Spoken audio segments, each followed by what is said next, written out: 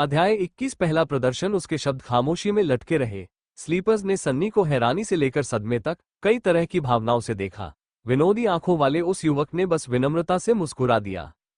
सच कहूं तो पहले दुस्वप्न के दौरान एक उन्नत पहलू प्राप्त करना अत्यंत दुर्लभ था। वो निश्चित रूप से कोई खास व्यक्ति था, शायद असाधारण भी। वास्तव में उनके स्पष्ट मतभेदों के बावजूद वो युवक सन्नी को किसी न किसी तरह हीरो, 9 देवताओं के औरों की याद दिलाता था। उनकी आंखों में एक खास तरह की चालाकी भरी निर्ममता छिपी हुई थी। वो ऐसे लोगों से पहले भी मिल चुका था, खासकर बाहरी इलाकों के विभिन्न स्ट्रीट गैंग के पुराने सदस्यों में। वे इस तरह की निर्ममता को हत्या का गणित कहते थे। असल में यह अनुभवी लड़ाकों की एक आदत थी। चाहे वे कहीं भी हो और उनका मूड कैसा भी हो, उनके दिमाग का एक हिस्सा हमेशा सामने वाले व्यक्ति को मारने का सबसे कारगर तरीका सोचता रहता था, ताकि जरूरत पड़ने पर उसका इस्तेमाल किया जा सके। उफ, मुझे आखिर ऐसे व्यक्ति को ही क्यों नाराज करना पड़ रहा है। लेकिन सन्नी के पास शिकायत करने का कोई कारण नहीं था। आखिरकार ये सब उसने खुद ही किया था। कुछ सेकंड बाद उस युवक के साथियों में से एक ने आखिरकार पलकें झपकाई और कहा, दोस्त, तुम्हें इस मंत्र के बारे में ज्यादा जानकारी नहीं होगी। मंत्र का प्रयोग करने वाले के परिणाम वाकई उल्लेखनीय है। फिर असाधारण कास्ट पर एक दबी हुई नजर डालते हुए उन्होंने आगे कहा, आखिरकार वो एक विरासत है। क्या वो सचमुच किसी जागृत कबीले का जीवित वंशज है? सन्नी ने उस विनोदी युवक के बारे में अपनी राय पर पुनर्विचार किया। ये सर्वविदित था कि वंशजों को बचपन से ही जादू में प्रवेश के लिए प्रशिक्षित किया जाता था। उनके लिए संक्रमित होना एक संभावना नहीं बल्कि निश्चितता थी। वे बेहद शक्तिशाली लोग थे। बहुत बढ़िया, उसने मन ही मन कड़वाहट से सोचा और अपनी भौहें और भी सिकोड़ ली। क्या तुम मुझ पर कोई मजाक करने की कोशिश कर रहे हो? इसे तुम कमाल कहते हो? इन स्लीपर्स की आंखों में दिख रही हैरानी धीरे धीरे शत्रुता में तब्दील हो रही थी। सुनो दोस्त, अगर तुम्हें लगता है कि असेंडेड एस्पेक्ट कोई असाधारण चीज नहीं है, तो कृपया अपने अद्भुत परिणाम हमारे साथ साझा करो। बताओ तो सही, तुम्हारा मूल्यांकन कैसा था? कैस्टर स्वयं अभी भी चुप था और मुस्कुरा रहा था, हालांकि उसके रक्षक बेचैन होते जा रहे थे।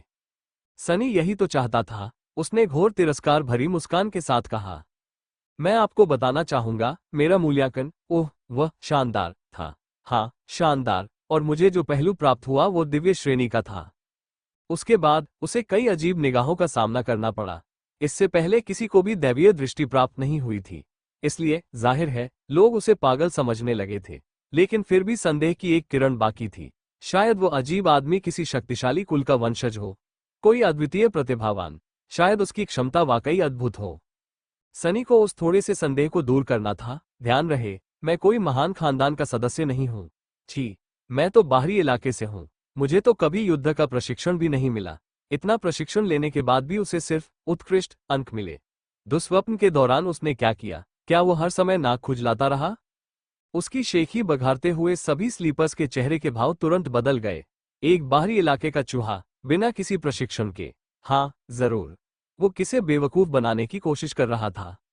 अंत में उसी विनम्र मुस्कान के साथ कैस्टर ने कहा, शानदार, ये तो दिलचस्प है। क्या आप हमें बता सकते हैं कि नाइटमेयर में आपकी क्या क्या उपलब्धियां थीं?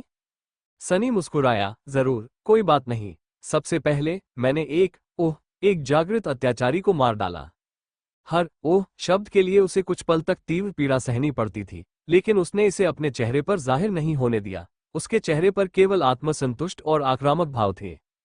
किसी तानाशाह का नाम सुनते ही, जागृत तानाशाह की तो बात ही छोड़िए, कुछ स्लीपर्स उपहास भरी मुस्कान के साथ मुस्कुरा उठे। अरे सच में, तुमने इसे कैसे मारा? सनी के चेहरे पर घमंडी भाव दिखाई दिया। कैसे? मैं आपको बताता हूं, मुझे एक उंगली भी नहीं हिलानी पड़ी। मैंने बस थूका और वह टुकड़े टुकड़े हो गया। जो कि सच था। सन्नी ने वेदी पर खून की एक बूंद थूक दी थी और परिणामस्वरूप शैडो गॉड ने माउंटेन किंग के बेरहमी से टुकड़े टुकड़े कर दिए थे। किसी ने खुलकर हंस दिया। ये आदमी या तो पागल है या जानबूझकर हमें परेशान कर रहा है। सुनो छोटी, थोड़ी तो तमीज रखो, ठीक है? भला ऐसे झूठ पर कौन यकीन करेगा? सनी सचमुच गुस्से में था। वो पलटवार करना चाहता था और कहना चाहता था कि वो छोटा नहीं है, लेकिन वह कह नहीं सका, क्योंकि वो तो झूठ होगा, धिक्कार है। इसलिए इसके बजाय उसने बस अपने दांत पीसकर गुस्से से भरी आवाज में कहा, पब फ्यूचर विज्ञापन, मैं इसका जवाब नहीं दे सकता, क्योंकि यह झूठ नहीं है। क्या आप सचमुच इस बात पर जोर दे रहे हैं कि आपने एक जागृत तानाशाह को मार डाला? एक तानाशाह को, और वह भी सिर्फ थूक के एक टुकड़े से? सनी ने अपनी भौहें सिकोड़ी। यही तो सच है। इसके बाद और भी हंसी गूंज उठी। पागल कमीना, वो सचमुच अपनी बकवास पर विश्वास करता है। पागल, वो पागल है। अप्रत्याशित रूप से कैस्टर ने अपने साथियों को रोक दिया। दोस्तों, हंसी शांत होने के बाद उसने दोस्ताना लहजे में पूछा, आपने और क्या क्या हासिल किया? क्या इतना काफी नहीं था? सन्नी ने अपनी ठुड्डी ऊपर उठाए। मुझे सोचने दो। ओह, मैंने एक जागृत तलवारबाज को भी मार डाला। सच में? आपने ये कैसे किया? थोड़ा शर्मिंदा होने का नाटक करते हुए सनी ने नीचे की ओर देखा।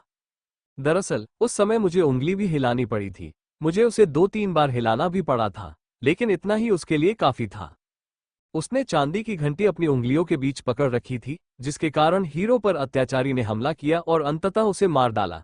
इसलिए तकनीकी रूप से उसके सभी कथन सत्य थे। कितना सनकी आदमी है। हाँ, क्या आप इस बेवकूफ पर विश्वास कर सकते हैं? प्रचारित सामग्री हर कोई उनके शानदार प्रदर्शन को देख रहा था। और भी 802,000,267 डे लेना का वो सीन जिसने 10,000 फैन फिक्शन की शुरुआत की। और भी 458,115,153 ये हैं हमारे best of beauty breakthrough awards के विजेता। और भी 124,3,141। बेचारा, वो न केवल कमजोर है, बल्कि उसने अपना मानसिक संतुलन भी खो दिया है। कैस्टर ने अपने साथियों को देर तक देखा और फिर सन्नी की ओर मुड़ गया। और कुछ? सनी ने पलकें झपकाई। अंतिम स्पर्श का समय आ गया है। कुछ और? ओह अच्छा, ओह ठीक है। मैंने कई देवताओं से बात की, भले ही वे सभी मर चुके थे। मैंने उनमें से एक को जगाया। उसने मुझे आशीर्वाद दिया। मुझे एक देवता का आशीर्वाद मिला। क्या आप सब समझते हैं? स्लीपर्स चुपचाप अपना सिर हिला रहे थे या उसे दया भरी निगाहों से देख रहे थे। कैस्टर ने आह भरी। मैं समझ गया। खैर, आपकी उपलब्धियों की तुलना में मेरी उपलब्धियां काफी औसत दर्जे की लगती है। हमारे साथ साझा करने के लिए धन्यवाद। आशा है कि स्वप्नलोक में प्रवेश करने पर आप भी उतनी ही सफल होंगी। सनी के चेहरे पर घमंड भरी मुस्कान थी। तुम्हें इस पर ज्यादा भरोसा है? इतना कहकर वह मुड़ा और चला गया। वाह, बहुत बढ़िया काम किया। उसे पूरा यकीन था कि इस प्रदर्शन के बाद कोई भी यह विश्वास नहीं करेगा कि उसके पास वास्तव में कोई शक्तिशाली क्षमता है या उसने दुस्वप्न के दौरान कुछ उल्लेखनीय काम किया है। उसने सबको सच बताया, फिर भी वो सबको सच के विपरीत बात पर विश्वास दिलाने में कामयाब रहा। यह एक अविश्वसनीय अनुभूति है। अब वे उसके बारे में क्या सोचते थे? वे सोचते थे कि वह कमजोर है, बाहरी इलाके में बिना किसी शिक्षा के पला बड़ा है और उसे कोई प्रशिक्षण नहीं मिला है। इससे भी बढ़कर वह या तो पागल था या हद से ज्यादा मूर्ख। उसका गुस्सा बहुत भयानक था। सचमुच दयनीय और तरस खाने लायक इंसान। अब जब भी उससे उसके स्वरूप के बारे में पूछा जाता, तो वह सीधे सीधे कह देता कि वह दिव्य श्रेणी का है, और लोग उस पर हंसते। लोग यह मानना ज्यादा पसंद करते कि वह जादू अब अस्तित्व में नहीं है, बजाय इसके कि वह कोई उल्लेखनीय व्यक्ति है। वह अपनी उपलब्धियों के बारे में जोर जोर से चिल्ला भी सकता था, लेकिन कोई उस पर विश्वास नहीं करता। इसके बाद किसी को भी कभी शक नहीं होगा कि उसका एक असली नाम भी है। बस देखते रहो मूर्खों, एक दिन मैं ही हंसूंगा। जब सनी वहां से जा रहा था, तभी उसने स्लीपर्स में से एक को कैस्टर से बात करते हुए सुना। तुमने उस पागल को उसकी औकात क्यों नहीं दिखाए? उसने तो तुम्हारा अपमान किया है। कुछ देर रुकने के बाद कैस्टर ने जवाब दिया। उसकी आवाज धीमी और मधुर थी। बेचारा बच्चा बुरे सपने में अपना मानसिक संतुलन खो बैठा होगा। ऐसा अक्सर होता है। वो शायद जल्द ही मर जाएगा, इसलिए दया दिखाना ही मेरी तरफ से सबसे कम काम है जो मैं कर सकता हूँ।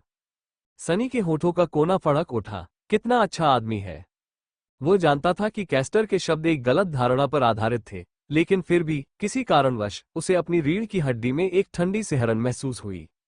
अध्याय 22 शव कोना अपने प्रदर्शन से संतुष्ट होकर सनी हॉल के सुनसान कोने में वापस चला गया। उसने महसूस किया कि लोग उसे उपहास, तिरस्कार और दया भरी निगाहों से देख रहे हैं।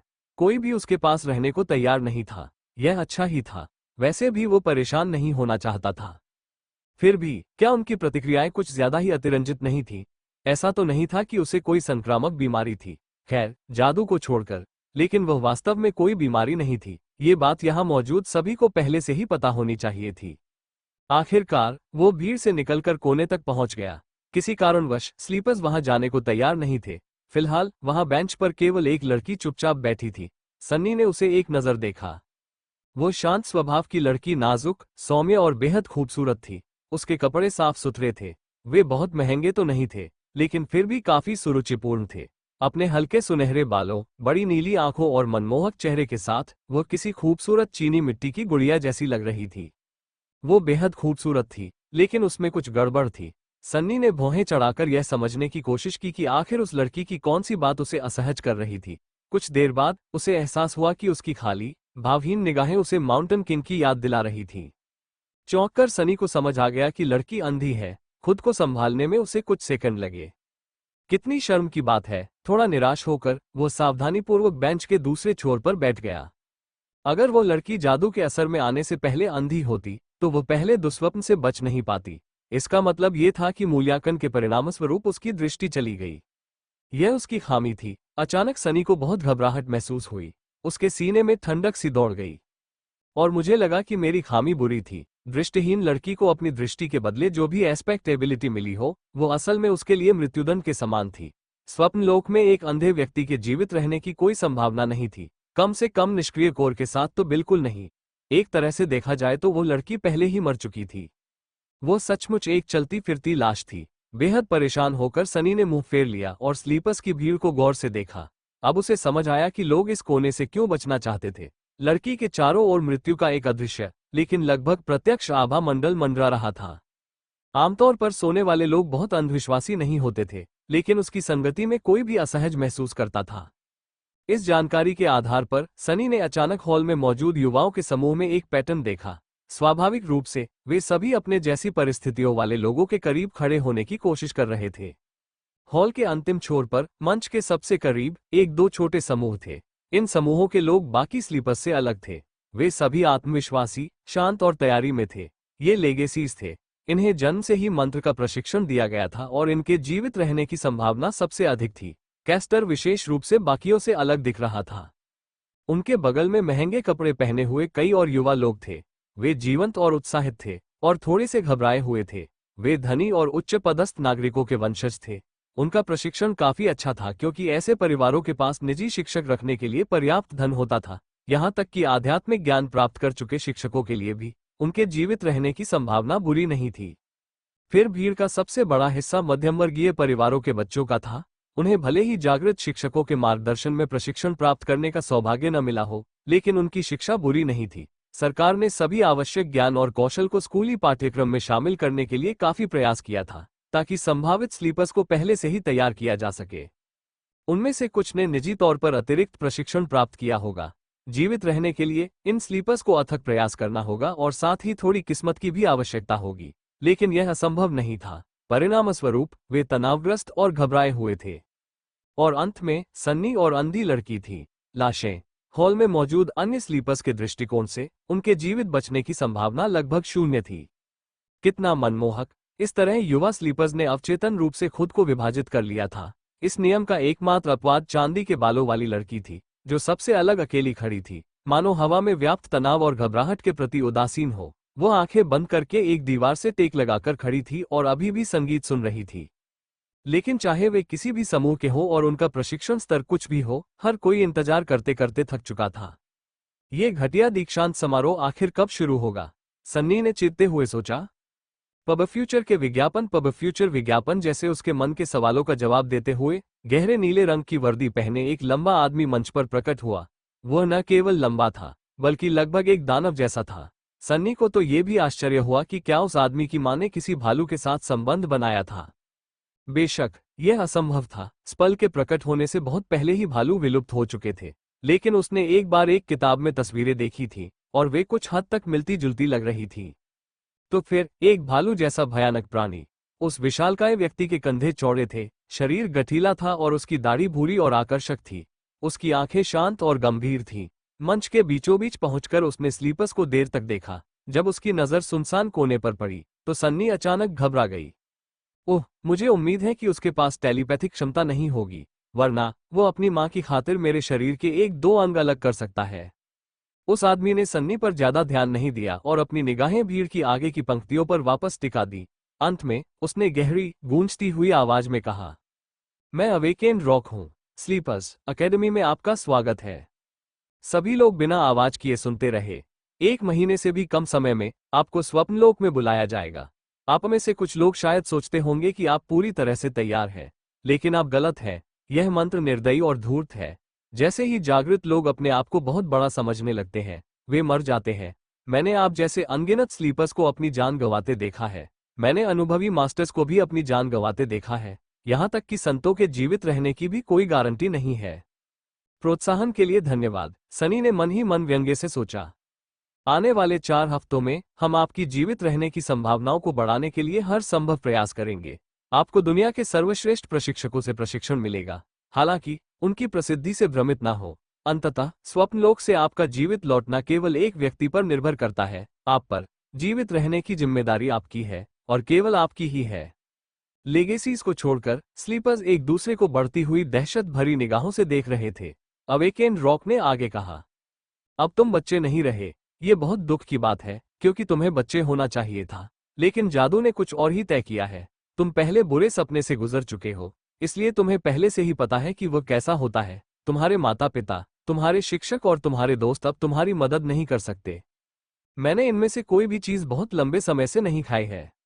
रॉक का भाषण सुनते हुए सन्नी को थोड़ा अलग थलग महसूस हुआ। उसके लिए ये सब पुरानी बातें थी। फिर भी वो प्रशिक्षक का उद्देश्य समझ गया। उसे युवा स्लीपर्स को डराना था, क्योंकि डर ही एकमात्र ऐसी चीज थी जो उन्हें जीवित रख सकती थी। अंत में भाषण के महत्वपूर्ण हिस्से पर पहुंच गए। अवेकेन्ड रॉक कुछ देर रुके ताकि सुनने वाले बच्चों को उनके शब्दों को समझने के लिए कुछ पल मिल सके।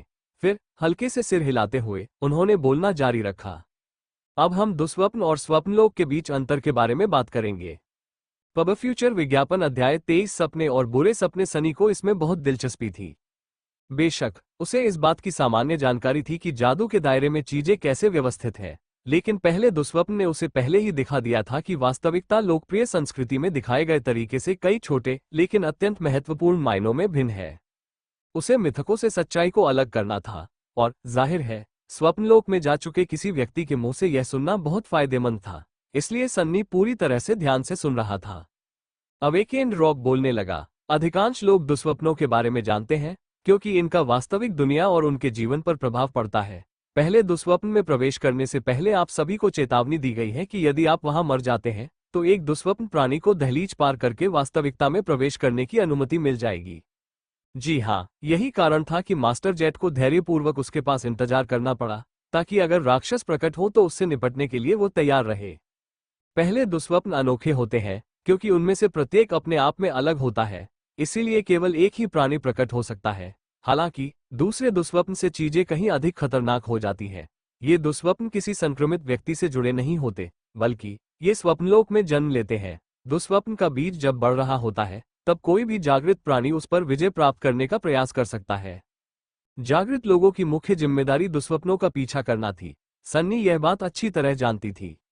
अगर वे सब मर जाते हैं या बीज के परिपक्व होने से पहले उसे ढूंढने में नाकाम रहते हैं, तो असली दुनिया में एक द्वार खुल जाएगा, जिससे अनगिनत राक्षस अंदर आ जाएंगे। आप सब इसके परिणाम जानते हैं। दूसरे जागृत लोगों को इस तरफ से हमले का सामना करना पड़ेगा, लेकिन फिर आम नागरिकों के बीच भारी तबाही या नुकसान हो सकता है। धरती पर हर इंसान को गेट्स के खुलने का डर सताता था। ये स्पेल के कारण आई दूसरी आपदा थी, जो नाइटमेयर क्रिएचर्स के पहले प्रकट होने के बाद हुई थी। मुख्य अंतर यह था कि उस पहली लहर में केवल सुप्त जीव थे, लेकिन गेट्स के अपने अलग अलग नियम थे और किसी भी प्रकार का जीव उनसे होकर गुजर सकता था। सन्नी के जन्म से कुछ समय पहले एक रैंक 5 गेट के खुलने से पूरा महाद्वीप निर्जन हो गया था। सौभाग्य से उच्च श्रेणी के गेट बहुत दुर्लभ थे। अवेकेन्ड रॉक की आवाज गंभीर हो गई। इसलिए यह कहना गलत नहीं होगा कि जागृत व्यक्ति का उद्देश्य स्वप्नलोक में प्रवेश करना, परिपक्व हो रहे दुस्वप्नों को खोजना और वास्तविक दुनिया को कोई नुकसान पहुंचने से पहले ही उन्हें समाप्त करना है। इससे यह स्पष्ट होता है कि स्वप्नलोक और दुस्वप्न आपस में जुड़े हुए हैं, लेकिन एक ही नहीं है। यदि दुस्वप्न गंतव्य है तो स्वप्नलोक मार्ग है, लेकिन यह इससे कहीं अधिक है। बहुत रोमांटिक। क्या अवेकेन्ड रॉक में काव्यात्मक झुकाव है? सरल शब्दों में कहें तो स्वप्नलोक एक दुनिया है। यह विशाल, रहस्यमय और अधिकतर अनछुआ है। यह निर्जीव भी है। यहाँ दुस्वप्न प्राणियों, भ्रष्ट पारिस्थितिक तंत्रों और अब हम इंसानों के अलावा कोई जीवन नहीं है। लेकिन यह हमेशा से निर्जीव नहीं था। हम बता सकते हैं कि एक समय, बहुत समय पहले, स्वप्नलोक कई आदिम सभ्यताओं का घर था। इसकी मिट्टी में बहुत सारे खंडहर दबे हुए हैं। सन्नी के ज्ञान के अनुसार वे लुप्त सभ्यताएं वास्तव में आदिम नहीं थीं, बल्कि उनका विकास तकनीक के बजाय आत्मा के सार और रहस्यवाद पर केंद्रित था, यानी चमत्कार और जादू। उनके नाम क्या थे? उनका पतन कैसे हुआ? कोई नहीं जानता था। हो सकता है कि वे जादू के कारण नष्ट हो गए हों। हमें नहीं पता कि स्वप्नलोक मंत्र के भीतर उसके भ्रमों में से एक के रूप में मौजूद है, बस एक अकल्पनीय रूप से विशाल पैमाने पर, या यह वास्तविक है, और मंत्र केवल दो वास्तविकताओं के बीच एक मार्ग का काम करता है। हालांकि हमें संदेह है कि दुष्स्वप्नों के भीतर उत्पन्न भ्रम इसके इतिहास पर आधारित है। वे अतीत की घटनाओं की प्रतिकृतियां हैं जो किसी तरह समय की गहराइयों से पुनर्निर्मित की गई है। तो शायद बहुत समय पहले उस काले पहाड़ पर सचमुच गुलामों का एक काफिला रहा होगा। सन्नी को याद आया कि उसके बुरे सपने की शुरुआत में समय कैसे उल्टा चलने लगा था। उसने सोचा कि अगर वह शामिल न होता तो क्या होता। क्या मंदिर का वो अनाम गुलाम बाकी काफिले के साथ पर्वत राजा के मुंह में समा गया था? उसे कहीं न कहीं यह आभास हुआ कि वो अनाम गुलाम इतना सीधा सादा नहीं था, वरना स्पेल उसे याद क्यों रखता। और हीरो का क्या हुआ? क्या वह भागने में कामयाब हुआ? मुझे आश्चर्य है, स्वप्नलोक और दुस्वप्नलोक के बीच 4 मुख्य अंतर है। सबसे पहले, इसमें कोई कहानी नहीं है। कोई पूर्व निर्धारित संघर्ष नहीं है जिसे आपको हल करने के लिए मजबूर किया जाता है। आप स्वतंत्र रूप से घूम सकते हैं और खोज कर सकते हैं, बशर्ते कि आपके पास जंगल में जीवित रहने की शक्ति हो। अधिकांश लोग मानव गिरोह में से किसी एक के करीब रहना पसंद करते हैं। ये जानकर अच्छा लगा, सन्नी ने सोचा, हालांकि उसे यकीन नहीं हुआ। बेशक स्वप्नलोक में कोई पूर्व निर्धारित संघर्ष नहीं थे, लेकिन अपने भाग्यशाली गुण के कारण उसका किसी न किसी मुसीबत में पड़ना लगभग तय था। इसलिए अवेक्ड रॉब द्वारा बताई गई स्वतंत्रता उसके मामले में सापेक्ष थी। इसी बीच प्रशिक्षक ने आगे कहा, दूसरा, जैसा कि मैंने पहले ही बताया है, स्वप्नलोक में वास्तविक दुनिया से आए लोगों के अलावा कोई इंसान नहीं है। वहां केवल राक्षस हैं। हालांकि उनमें से कुछ इंसानी रूप धारण कर सकते हैं, इसलिए इस बात का ध्यान रखें। सनी को अपनी पीठ पर ठंडे पसीने की बूंदें महसूस हुई। डरावने जीव इंसानों की नकल करते हैं। कितना भयानक! ये कब से होने लगा? उसने इसके बारे में पहले कभी क्यों नहीं सुना? उसने पहली पंक्ति में खड़े लेगेसीज पर एक नजर डाली और पाया कि उनमें आश्चर्य का कोई भाव नहीं था। तो वे जानते थे। तीसरा, पहले दुस्वप्न के विपरीत, यदि आप स्वप्न लोक में मर जाते हैं तो वास्तविक दुनिया में कोई दुस्वप्न प्राणी प्रकट नहीं होगा।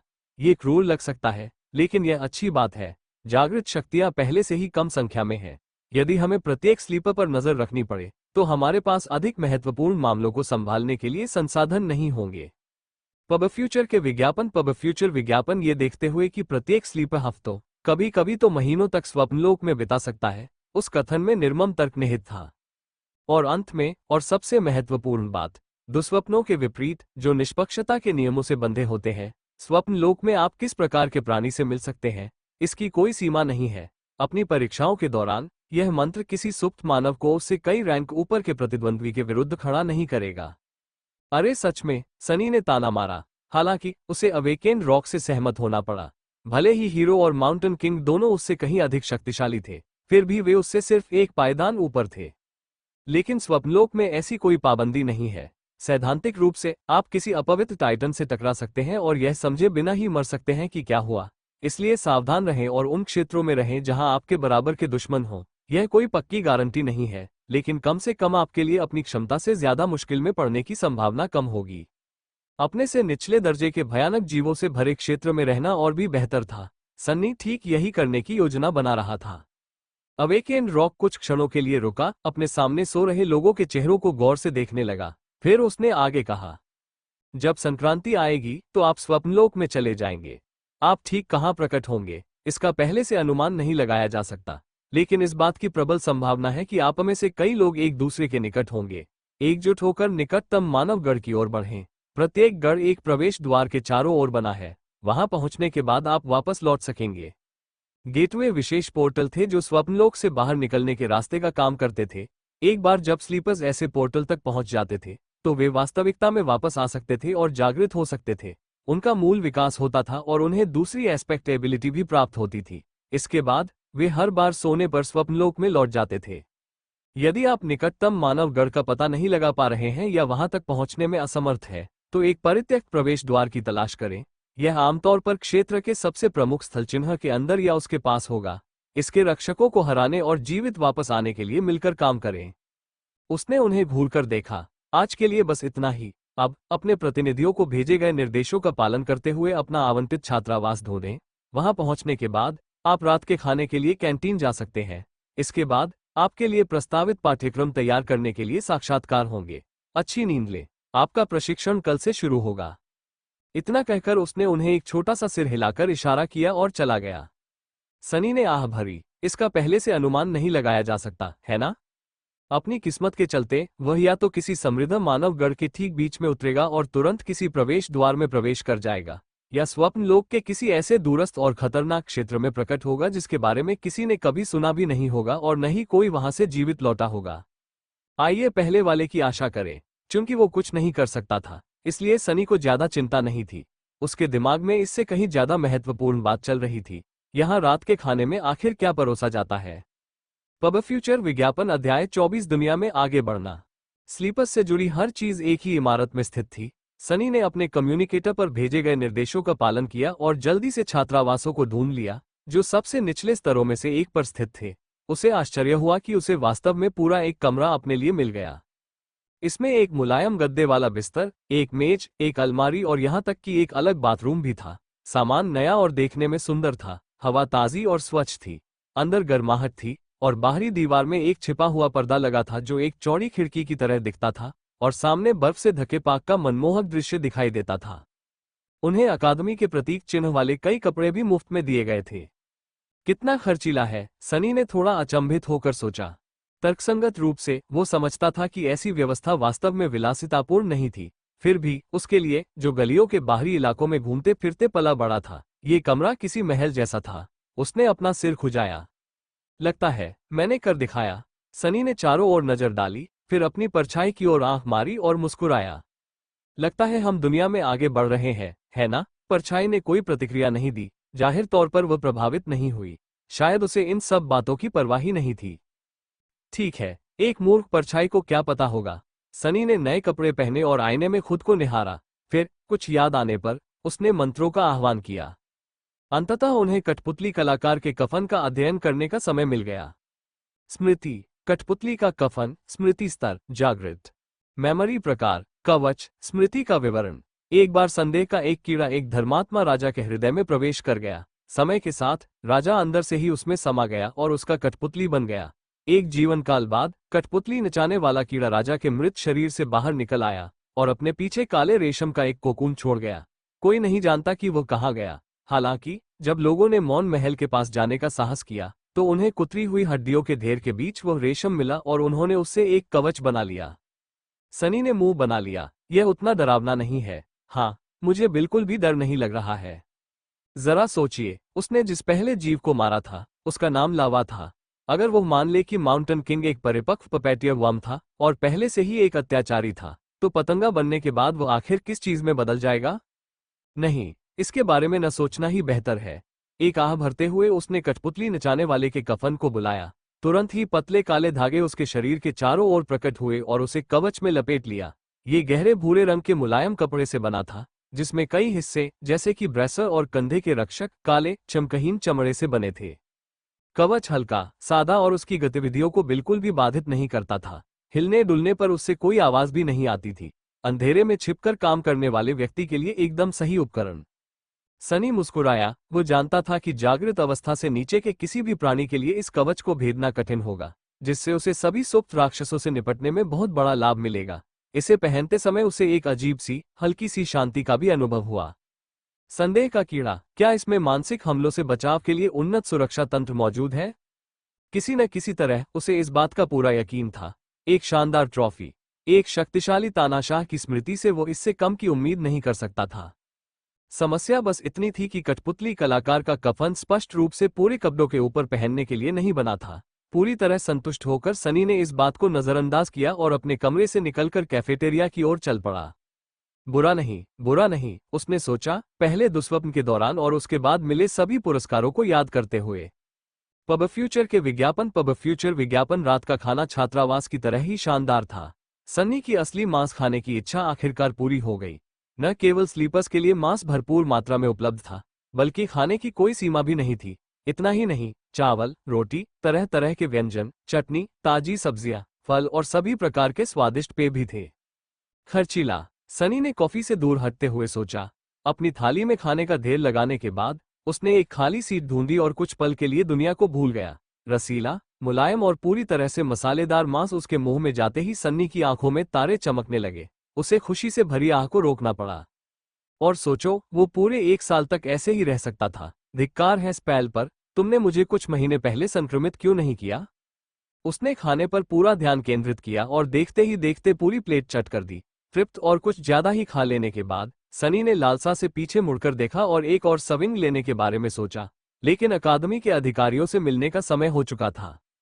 खेद से भरा हुआ वो उठा और कैफेटेरिया से बाहर चला गया। कुछ ही देर में वो खुद को एक छोटे से दफ्तर में एक प्रशासनिक कर्मचारी के सामने बैठा हुआ पाया। कर्मचारी बहुत ही मिलनसार था और उसने तुरंत ही साक्षात्कार शुरू कर दिया।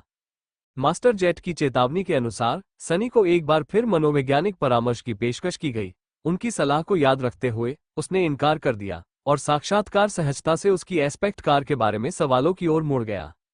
वो अपनी क्षमताओं के बारे में जानकारी देना नहीं चाहता था, लेकिन ये भी जानता था कि उसे कर्मचारी को कुछ बताना ही होगा।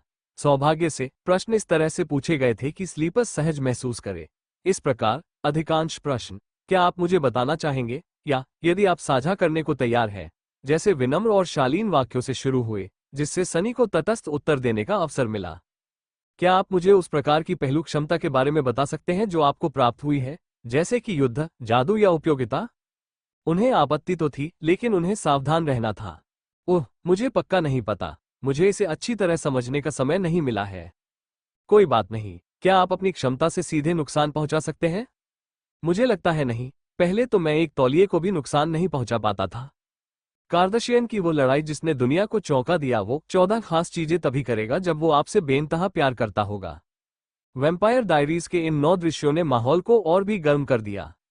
बातें इसी तरह चलती रहीं। अंत में सनी ने इतनी ही जानकारी साझा की जिससे ये धारणा बनी कि उसका पहलू कमजोर, हानिरहित और संभवतः उपयोगिता से संबंधित है। उसके बाद वो अपने कमरे में लौटा, कपड़े उतारे और सो गया। सनी को लगा था कि बुरे सपने के बाद पहली बार सोना अजीब होगा, लेकिन असल में यह आश्चर्यजनक रूप से आसान था।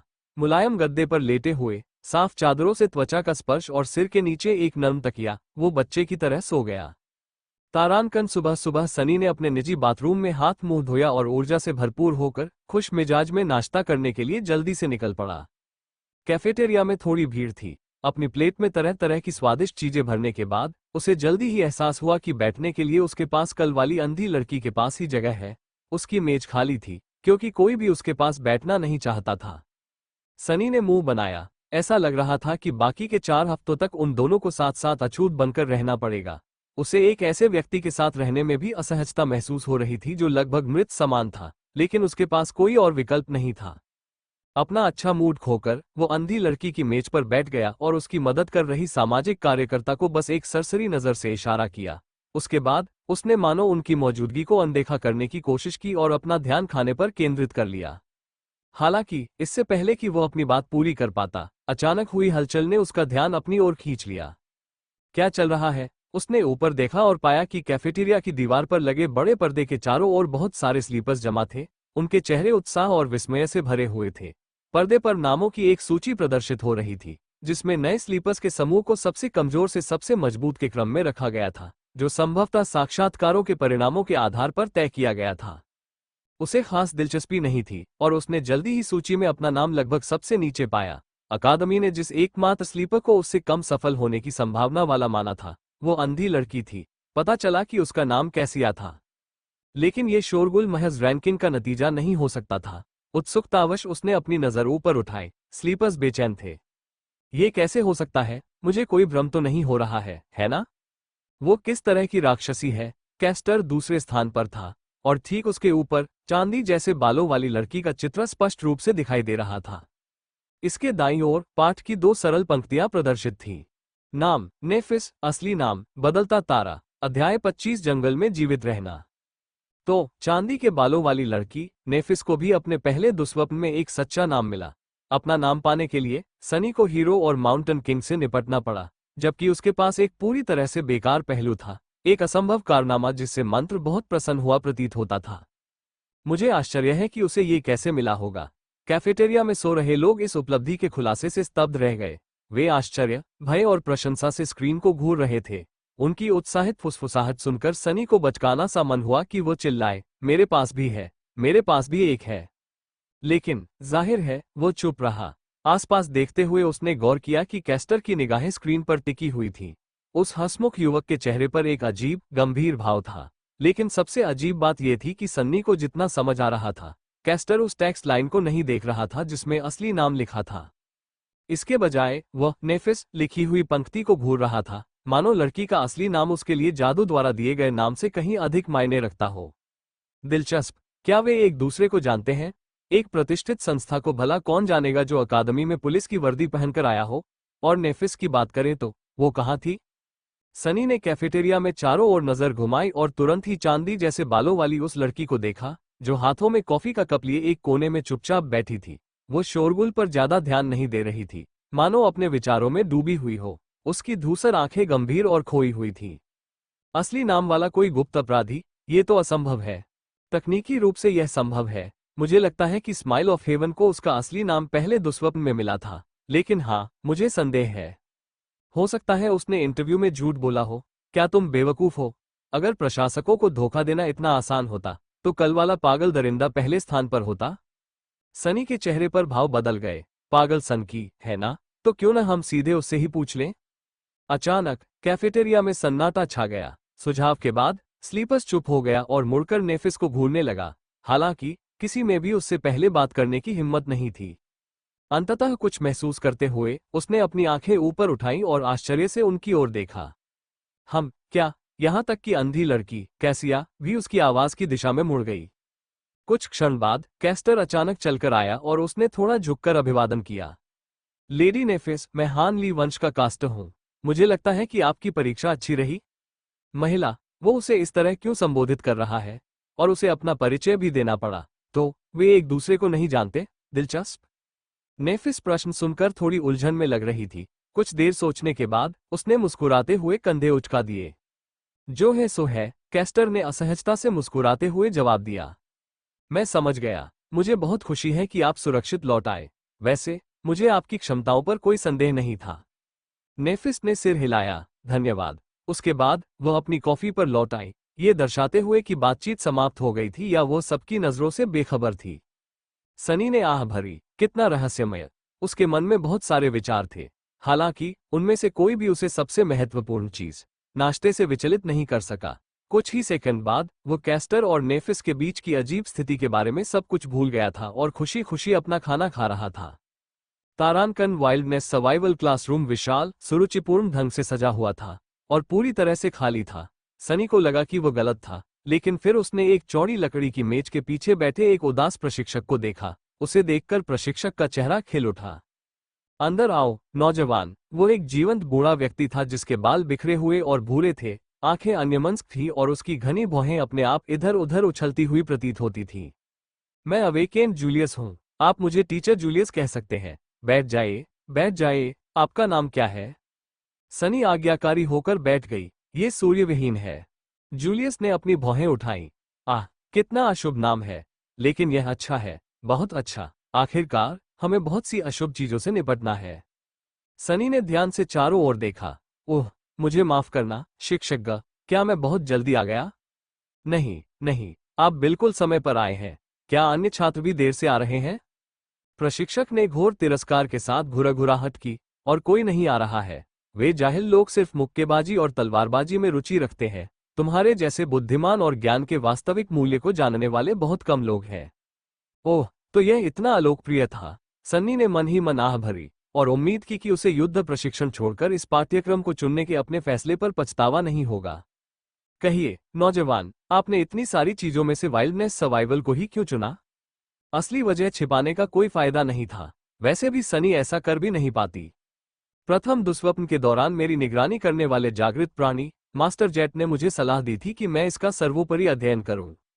बहुत ही समझदारी भरी सलाह। उस गुरुजी को सचमुच पता है कि क्या महत्वपूर्ण है। रुकिए, क्या आपने जेट कहा? उसकी आंखें चौड़ी हो गईं। सोल रीपर जेट, वो खूंखार बर्बर। हम किसने सोचा होगा कि उसके जैसी बर्बर महिला को जटिल ज्ञान का महत्व पता होगा? सोल रीपर, सन्नी की जिज्ञासा को भांप लिया गया। शिक्षक, क्या आप मास्टर जेट को जानते हैं? जवाब देने से पहले जूलियस ने ध्यान से अपनी पीठ पीछे देखा। सोल रीपर को कौन नहीं जानता? वो शायद सबसे शक्तिशाली जागृत आत्माओं में से एक न हो, लेकिन वो निश्चित रूप से सबसे खूंखार आत्माओं में से एक है। ऐसा इसलिए है क्योंकि उसकी एस्पेक्ट एबिलिटीज शरीर को अनदेखा करती हैं और सीधे आत्मा के मूल को निशाना बनाती हैं। इसका मतलब है कि कोई भी कवच, क्षति प्रतिरोध और शारीरिक सुरक्षा उसे रोक नहीं सकती। वह आगे की ओर झुका। अच्छी बात सिर्फ ये है कि वो युवा है और निकट भविष्य में या शायद कभी भी संत बनने की संभावना नहीं है। हाँ, सौभाग्य से उसके आगे बढ़ने की संभावना बहुत कम है। सनी ने पलकें झपकाई। क्यों? जूलियस ने उसकी ओर ऐसे देखा मानो ये समझने की कोशिश कर रहा हो कि कोई इतना अज्ञानी कैसे हो सकता है। जाहिर है, उसकी समस्याग्रस्त शख्सियत की वजह से। भला कौन एक मनोरोगी हत्यारे को संत बनने में मदद करना चाहेगा? तीसरे दुष्स्वप्न पर विजय पाने के लिए आपको उत्कृष्ट साथियों की एक टीम और बहुत सारे समर्थन की जरूरत होती है। सोल रीपर जेट, रुको। अचानक जूलियस ने भौहें चढ़ाई और पीछे की ओर झुक गया। मैं तुम्हारे साथ गपशप क्यों कर रही हूं?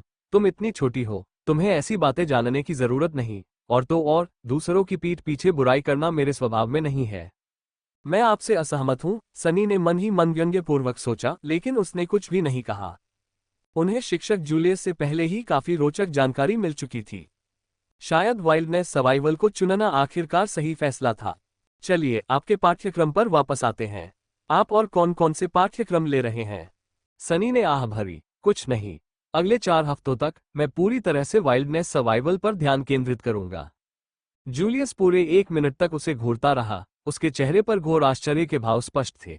फिर धीरे धीरे उसकी आंखों में उत्साह की चमक आ गई। अंत में वो मुस्कुराया। अद्भुत, ये तो अद्भुत है। तुम तो बड़े ही होशियार नौजवान हो। चिंता मत करो, पूरे 4 हफ्तों में मैं तुम्हें अमर बना दूंगा। तारांकन शिक्षक जूलियस के साथ सनी की कक्षाएं सुखद और बिना किसी तनाव के शुरू हुई, लेकिन 1 घंटे बाद ही उसे लगा कि उसका सिर फटने वाला है। इतनी सारी नई जानकारी थी, और यह सब उस व्यक्ति के लिए बहुत अजीब और विरोधाभासी थी जिसने कभी शहर की चारदीवारी वाली सुरक्षित सीमाओं को नहीं छोड़ा था। समय समय पर जूलियस सन्नी के ज्ञान और प्रासंगिक अनुभव की कमी को देखकर आश्चर्यचकित रह जाता था। हालांकि सन्नी का रवैया अच्छा था और उसमें पढ़ाने का असीम उत्साह था। जब भी सन्नी अटकता, वो धैर्यपूर्वक गति धीमी कर देता और अपने छात्र को समझने का मौका देता। जूलियस द्वारा तैयार किया गया पाठ्यक्रम सचमुच पागलपन भरा था। सीखने के लिए अथाह सैद्धांतिक ज्ञान, आभासी वास्तविकता और वास्तविक दुनिया दोनों में व्यवहारिक पाठ, अध्ययन के लिए कई विषय और विचित्र चीजें थीं। यहाँ तक कि स्वप्न लोक की कई विलुप्त भाषाओं की बुनियादी बातें सीखने के लिए भी विशेष रूप से कई पाठ समर्पित थे। मुझे नई भाषाएं सीखने की क्या जरूरत है? सन्नी ने मन ही मन सोचा। स्पेल तो अपने आप ही सब कुछ ट्रांसलेट कर देता है। लेकिन जूलियस समझौता करने को तैयार नहीं था। यह मंत्र अनुवादक नहीं है। क्या आपको लगता है कि इसके पास मानवीय भाषा की जटिलताओं को व्यक्त करने का समय है? मान लीजिए कि आप किसी खंडहर में शरण ले रहे हैं और आपको एक शिलालेख मिलता है जिस पर लिखा है, आगे निश्चित मृत्यु है। रून भाषा में मृत्यु के लिए 30 शब्द हैं। केवल रून को जानकर ही आप यह अनुमान लगा सकते हैं कि किस प्रकार का खतरा है। पहले दिन वे सूर्यास्त होने तक पढ़ाई करते रहे। तभी जूलियस ने सन्नी को जाने देने का फैसला किया। मानसिक रूप से थका हुआ और दोपहर और रात के खाने से वंचित रहने के अफसोस में सन्नी ने अपने शिक्षक को कल उच्च स्तर की एकाग्रता बनाए रखने के लिए भोजन के महत्व के बारे में विनम्रतापूर्वक याद दिलाने का फैसला किया। अपने कमरे में लौटकर वह एक कुर्सी पर बैठ गया और कुछ देर तक खाली निगाहों से दूर देखता रहा। फिर, मानो कुछ याद आने पर, सन्नी ने अपनी परछाई की ओर देखा। ठीक है, रात के खाने से पहले उसे बहुत कुछ करना था। उसने कुछ सेकंड तक परछाई को देखा और फिर मुस्कुराया। चलिए देखते हैं कि आप वास्तव में क्या कर सकते हैं।